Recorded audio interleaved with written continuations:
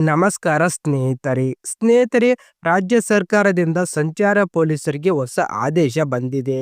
ರಾಜ್ಯದೆಲ್ಲೆಡೆ ವಾಹನ ತಪಾಸಣೆ ವೇಳೆ ಸಾರ್ವಜನಿಕರಿಗೆ ಅನಗತ್ಯ ಕಿರಿಕಿರಿ ಆಗದಂತೆ ಪೊಲೀಸರು ಹೇಗೆ ವರ್ತಿಸಬೇಕು ಎಂಬ ಬಗ್ಗೆ ಡಿಜಿಪಿ ಕಚೇರಿಯಿಂದ ಹೊಸ ಮಾರ್ಗಸೂಚಿ ಹೊರಡಿಸಿದ್ದಾರೆ. ಹೊಸ ಆದೇಶಗಳು ಮೊದಲನೇದು, ಸಣ್ಣ ಪುಟ್ಟ ನಿಯಮ ಉಲ್ಲಂಘನೆಗಳ ಕಾರಣಕ್ಕೆ ರಸ್ತೆ ಮಧ್ಯದಲ್ಲಿ ವಾಹನ ತಡೆದು ದಾಖಲೆ ಚೆಕ್ ಮಾಡಬಾರದು.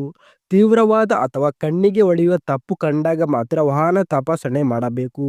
ಇನ್ನು ಎರಡನೇದು, ಅಕಸ್ಮಾತ್ ಬ್ಯಾರಿಕೇಡ್ ಹಾಕಿ ರಸ್ತೆ ತಡೆದು ಆಕಸ್ಮಿಕ ತಪಾಸಣೆ ಮಾಡುವುದು ನಿಷೇಧ. ಬ್ಯಾರಿಕೇಡ್ ಬಳಸಬೇಕಾದರೆ ಜನರಿಗೆ ದೂರದಿಂದಲೇ ಕಾಣುವಂತೆ ಸುರಕ್ಷಿತ ಜಾಗದಲ್ಲಿ ಮಾತ್ರ ಬಳಸಬೇಕು.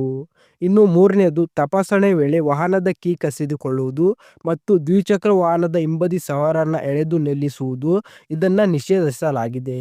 ಇನ್ನು ಮೂರನೇದು, ವೇಗ ಮೀರಿ ಹೋಗುವ ವಾಹನಗಳನ್ನು ರಸ್ತೆ ಮೇಲೆ ಚೇಸ್ ಮಾಡಬಾರದು. ಬದಲಿಗೆ ವಾಹನದ ರಿಜಿಸ್ಟ್ರೇಷನ್ ಸಂಖ್ಯೆ ದಾಖಲಿಸಿ ಕಾನೂನು ಕ್ರಮ ಕೈಗೊಳ್ಳಬೇಕು. ಇನ್ನು ನಾಲ್ಕನೇದು, ಪ್ರತಿ ಪೊಲೀಸರಿಗೂ ತಪಾಸಣೆ ಮಾಡುವಾಗ ಬಾಡಿ ವಾರ್ನ್ ಕ್ಯಾಮೆರಾ ಕಡ್ಡಾಯವಾಗಿ ಹಾಕಿರಬೇಕು. ಹಾಗೆ ಸಾರ್ವಜನಿಕರೊಂದಿಗೆ ಸೌಜನ್ಯ ಹಾಗೂ ಗೌರವದಿಂದ ವರ್ತಿಸಲೇಬೇಕು. ಬೇಡವಾದ ವರ್ತನೆ ಕಂಡು ಬಂದರೆ ಶಿಸ್ತಿನ ಕ್ರಮ ಖಚಿತ. ಇದರಿಂದ ಸಾರ್ವಜನಿಕರಿಗೆ ಲಾಭಗಳು: ಅನಗತ್ಯ ಕಿರುಕುಳ ಕಡಿಮೆ, ಸುರಕ್ಷಿತ ಹಾಗೂ ಪಾರದರ್ಶಕ ತಪಾಸಣೆ, ಟ್ರಾಫಿಕ್ ಜಾಮ್ ಮತ್ತು ಗೊಂದಲ ಕಡಿಮೆ, ಪೊಲೀಸ್ ಸಾರ್ವಜನಿಕರಿಗೆ ನಂಬಿಕೆ ಹೆಚ್ಚಳ.